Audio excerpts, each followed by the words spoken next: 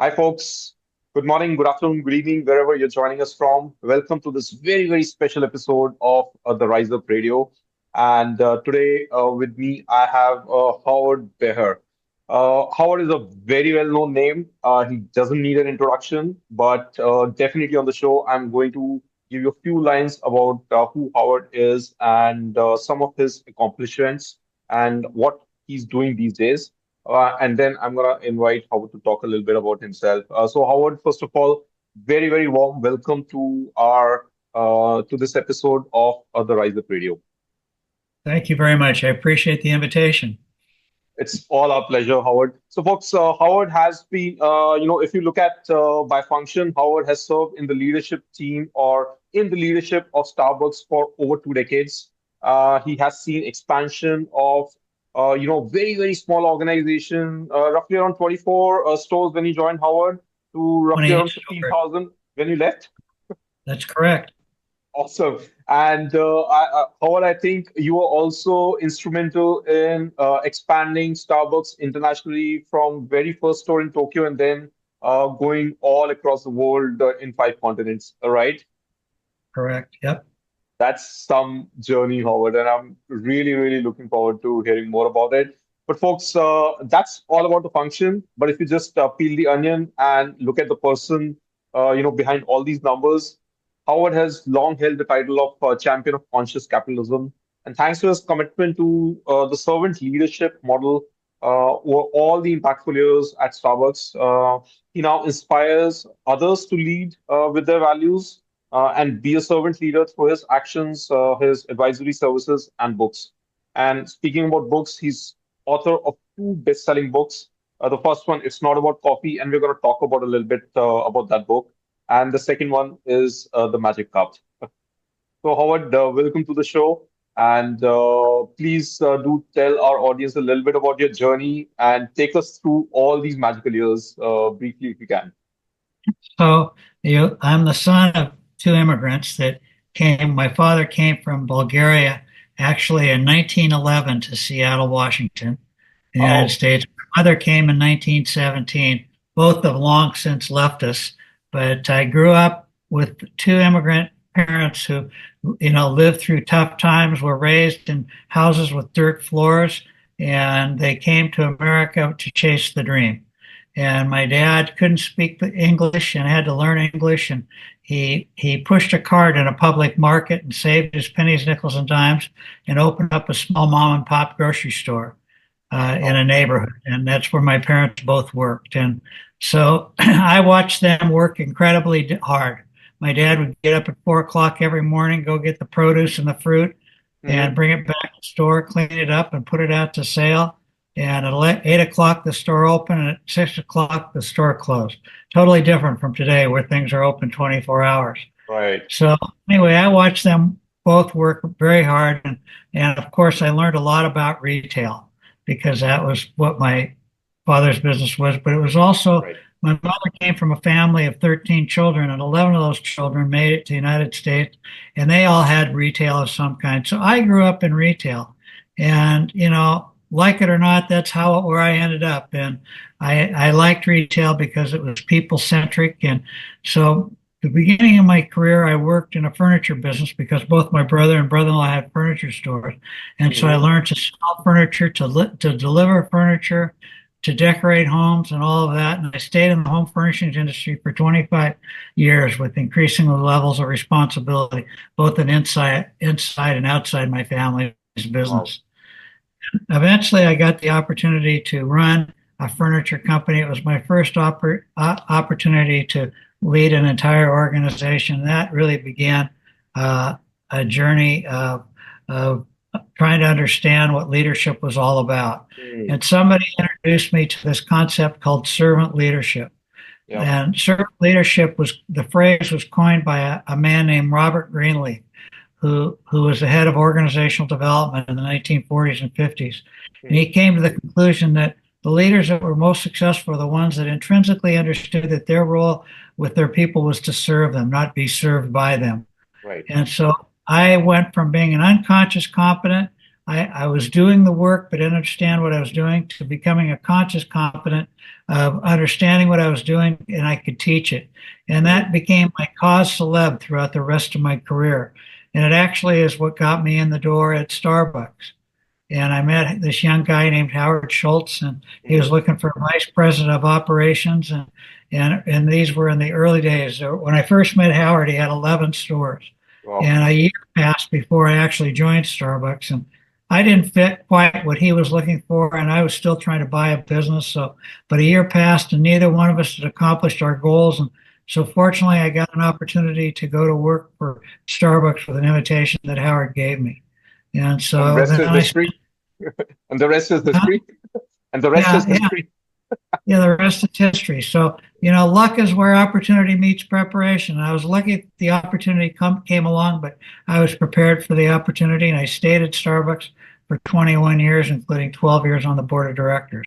Wow, absolutely lovely, absolutely lovely. So, Howard, from the very early days in your life, you had, a baptism by fire in terms of, what retail business is, and some very, very solid foundation and values in terms of serving people. I think that Right. has carried you forward across all these decades, right? Correct. I'm going to go back to one of the very, very early stages of your career and go back in time and tell me about the time when you started managing people for the first time. How was The it? first time, the first time was really I was about the first time I had a significant job was I was 21 years old.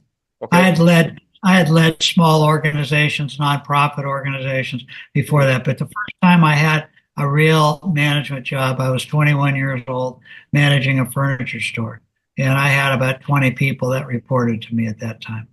Hmm. Did you feel prepared for it, or it just came and you had No, to? no, no, I wasn't prepared for it. No, I had no idea what I was doing. I was just being Howard, but I had no concept of what it meant. It was, you learn over time, trial by fire. And I Right. started to learn, and I had an intrinsic understanding and personality that was kind of servant driven anyway. Uh, I was a happy guy and I loved people and I treated people with respect and dignity. So I just did that, but I didn't know what I was doing. so let's go back to that Howard, right? How would you characterize that Howard that was working with that young team of 20 people? How would you picture him then?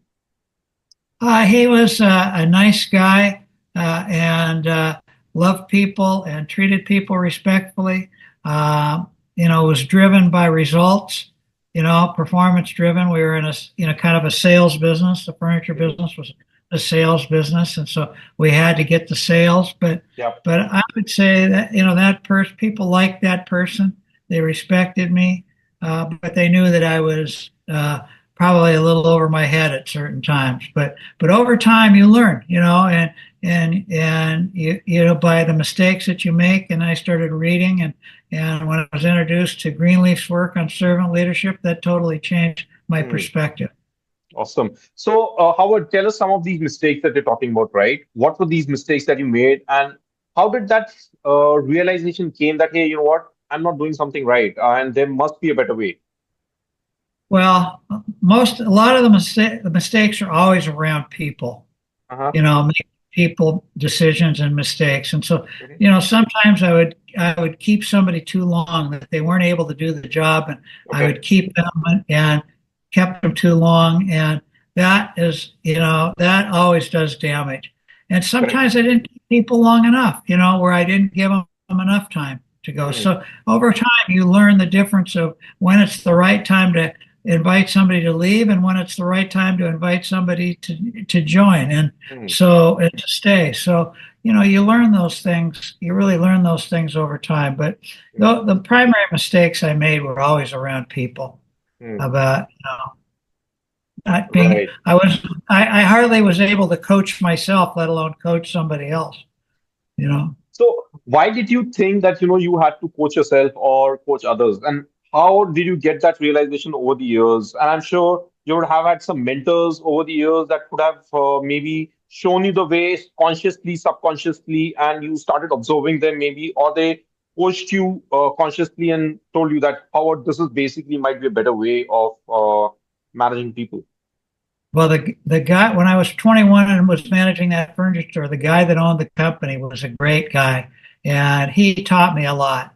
It was the little things he taught me. One, we used to go out and walk the parking lot. When he'd come to visit the store, and he'd always bend over and pick up the paper and the cigarette butts. And I always used to tell him, "I'll do that. You don't need to do it." And he said to me, "Howard, if not me, who? If not now, when?" And it Hmm. was, these little valuable lessons that you're not too good to do the small Yeah, things, to clean the yeah. bathrooms, to do whatever it took. And so he taught me a lot of valuable skills. And over time, I was curious, so I started to read about leadership, and I read different leadership books by Peter Drucker, who is probably one of the foremost Hmm. uh, experts in organizational leadership. Hmm. He was a professor, I think, at UCLA in Hmm. California. And Hmm. so, you start to read and start to experiment and try things that you read in the books. Over time, I became self-educated, and I had mentors along the way. The guy that owned the company that I was managing, and as I went to different jobs, I'd have other people that would take me under their wing, and they always seemed to be there at the right time. And finally, I worked for one furniture company, and the most important mentor of my life, and his name was Jim Jensen, and he's still a friend of mine today. Hmm. And he Hmm. was the one that really he introduced me to servant leadership, to Robert Greenleaf's work. Hmm. He introduced me to writing down goals, to writing Hmm. down your values, to having a personal mission statement, and to really be intentional about what I wanted to do in my life. And Yeah. so he put me on an incredible path. Still today, I value that relationship. Awesome. Awesome. So, Howard, let's say, that 21-year-old Howard is in 2025, right? Yeah. Would he work differently, or would he work with the same principles and values the way he worked back then? No, my values changed. I mean, I didn't have anything written down until I was 27 or Hmm. 28. Hmm. And finally, I wrote everything down. So I had my 8 to 10 core values written down. I had my mission statement written down. I had a 5-year plan. I was started to be very intentional about living my life. Hmm. And that really changed me because now when you write it down, it's a commitment. Hmm. When you just think about it, it's just wishes, hopes, and dreams. And Yep. so I'd made a commitment to who I wanted to be as a leader, how I wanted to lead, what I wanted to accomplish in my life, what personal goals I had, and how I wanted to live my life. What were my intrinsic values? And I still live by that today. I'll show you a piece of paper that I have. Yeah, definitely want to see that. And I was about to ask you if you can See, show us, I have give a, us a I have, sneak peek. I have a document, and I call it a picture of Howard in 50 words or less. And on this document, and I've had it for over 50 years, it has my mission statement, my core values, and how I do everything, my 6 P's. And that document guides my life. And then I have a 5-year plan with goals on it.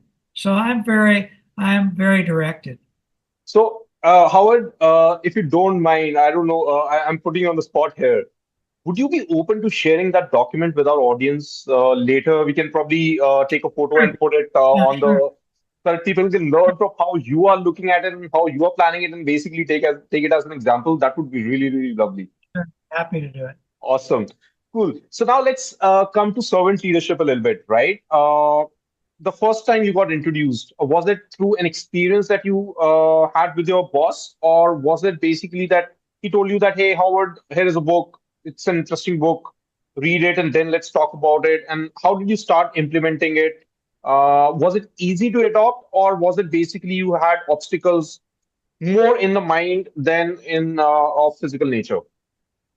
No, I mean it was both. It was both having people that I reported to and people that I didn't report to that became mentors and coached me. But it was also looking for outside resources, books that I could read, speakers that I could go listen to. And over time, what happens is they talk about different ideas, and you start to take some of those ideas and you implement them.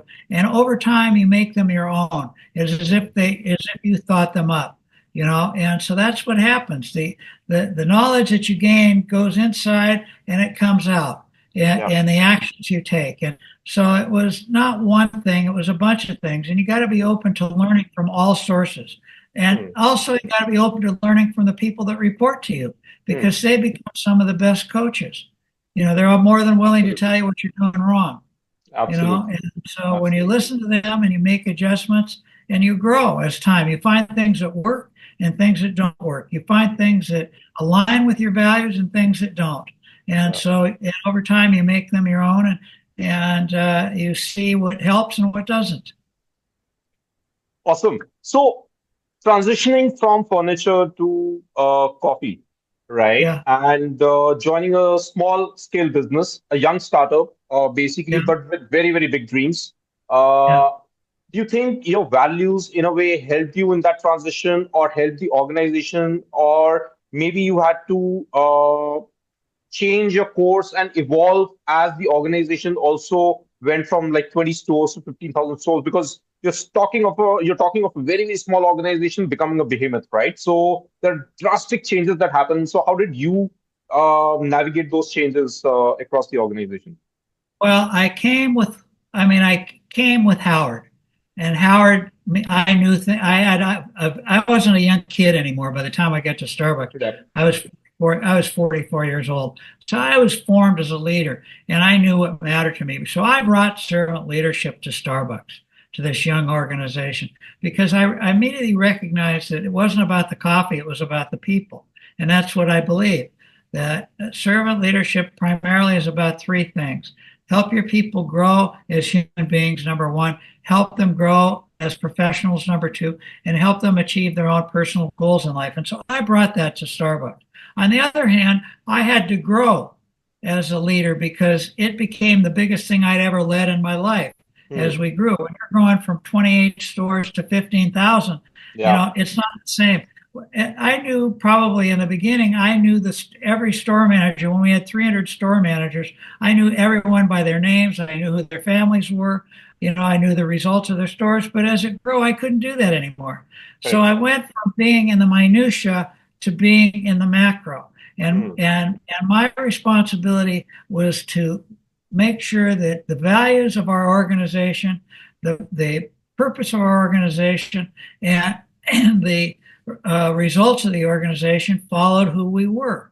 Hmm. And so and so I had to find ways of communicating that. Hmm. And so my primary responsibility was to keep the culture alive Hmm. and to make sure that the organization was living up to this people-centric culture, and servant leadership was going to be the model. And that's what I drove within the company.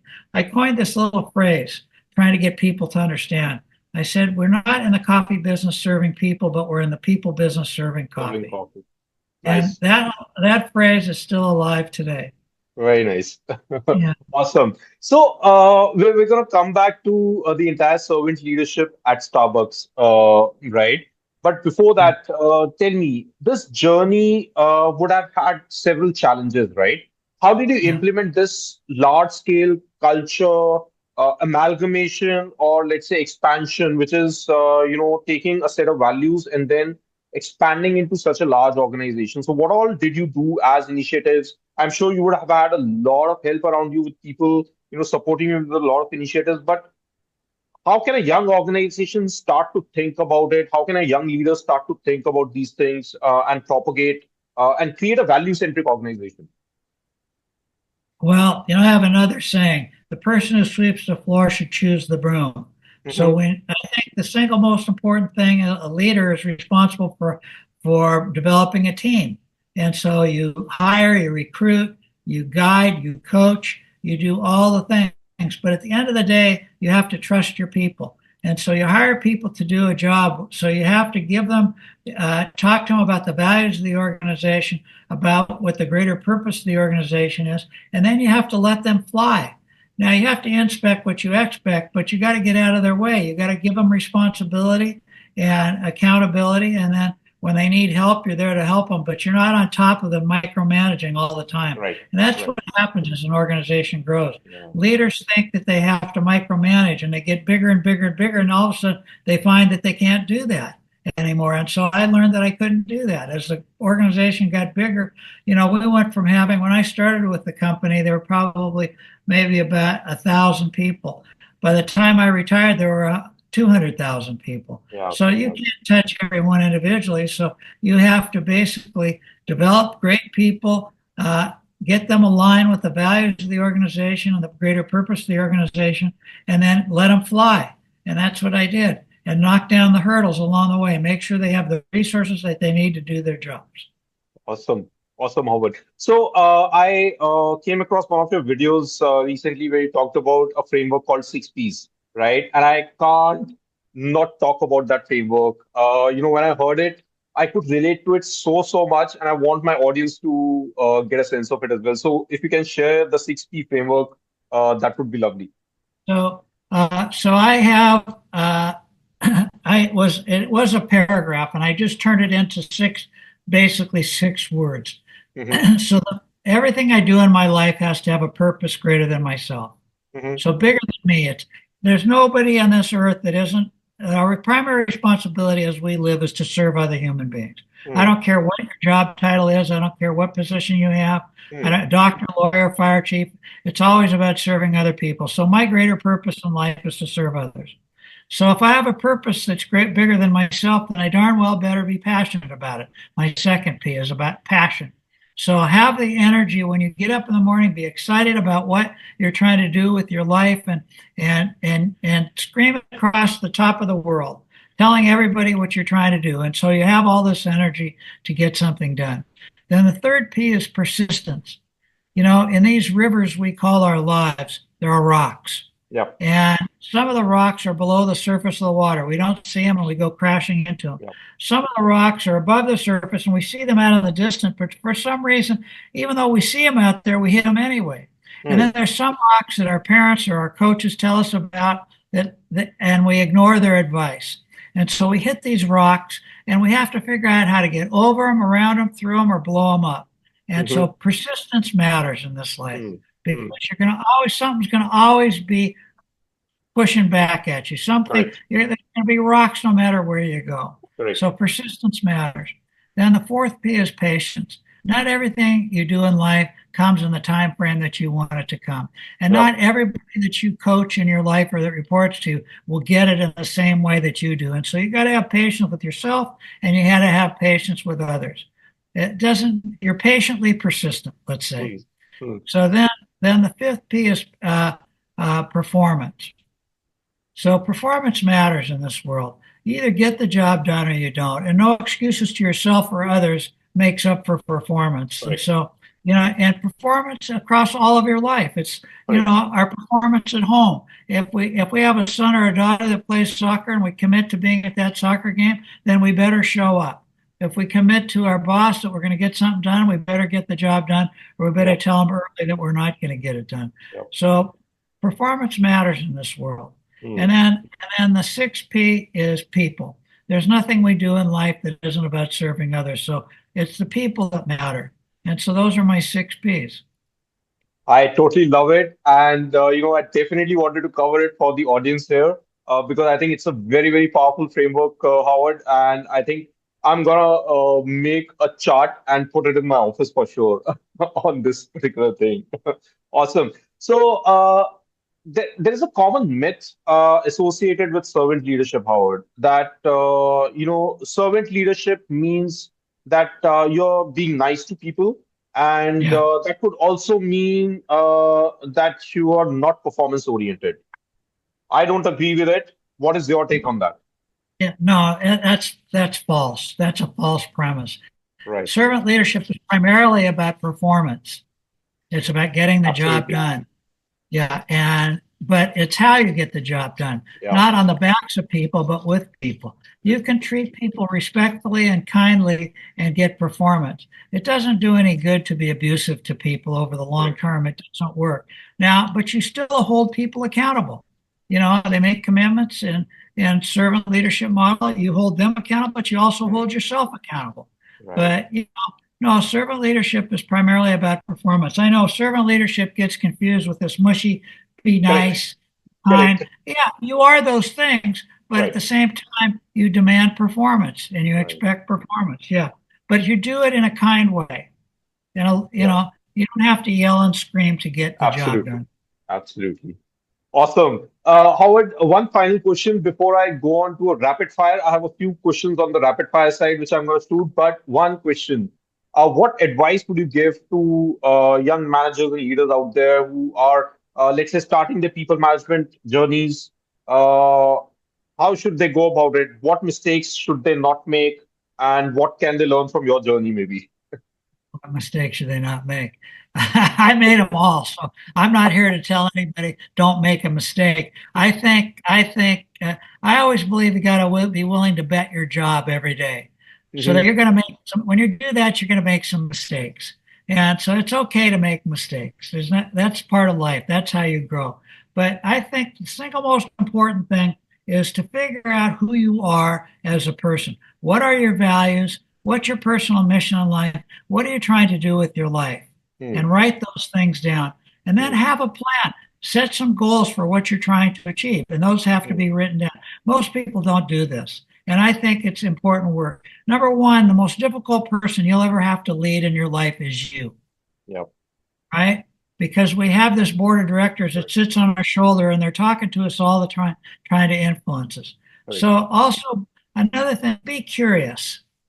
You don't have to have the leaders are not responsible for having the answers. They're responsible for having the questions, the Questions. right Hmm. questions.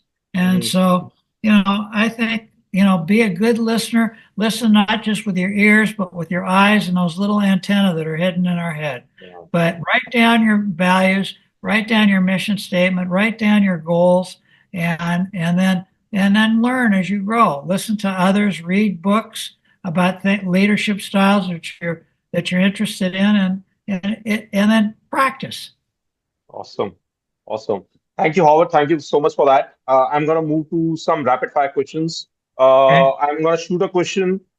Just tell me whatever comes to your mind in a shortest possible manner, right? When you hire Yeah. somebody, what do you look for as a must-have quality or an attribute? People skills. Okay. The Where, single most important thing is who they are as a person, what their right, values are, right? Yeah. right. And what is a deal breaker that you would definitely not hire? Some deal breaker. Somebody that couldn't give an open, honest answer about a question that I'd asked, that they tried to hide. Awesome. Awesome. So let's say you're stuck on an island. Which leader, maybe fictional or history or from present set, would you want to be there with you on that island? Nelson Mandela, Okay, why? because of his values and who he was as a human being. Okay, and maybe a tricky one. Who would you not want to be on that island for sure? Donald Trump. All right, cool. Let's say feedback was a dish. What dish would the feedback be? A good feedback. A dish that would be good feedback. Oh, Yeah, uh, an omelet, an omelette. Why? because it has lots of different things in it, right? It's not just made up of one thing, but it's made up of a lot of different things. You know what? Answer I give typically, Howard, for this. I typically give a sunny side up egg, which is very Oh, similar. really? Yeah, Oh, wow. That's funny. because it has a lot of textures. It has Yeah, right. soft and mushy and gooey, and then crispy bits outside. Different textures and different tastes. So that's the reason that I typically have it. Yeah. Awesome. Howard, it was a pleasure connecting with you. Thank you so much for your time. I'm sure our audience is gonna love this discussion. So thank you again for your time and thank you for being with us Well, today. thanks for the opportunity. I appreciate it. All right, folks, there you have it. I'm sure you're gonna love this conversation. And as promised, we are going to take that cheat sheet from Howard and put it in the description. So don't miss that because I think that's going to be a very, very special takeaway from how Howard is planning his 5 years goal, his values, his vision and mission and vision statement. So do watch out for it. Thank you, Howard, once again. You're welcome. And All right. Take care. bye bye.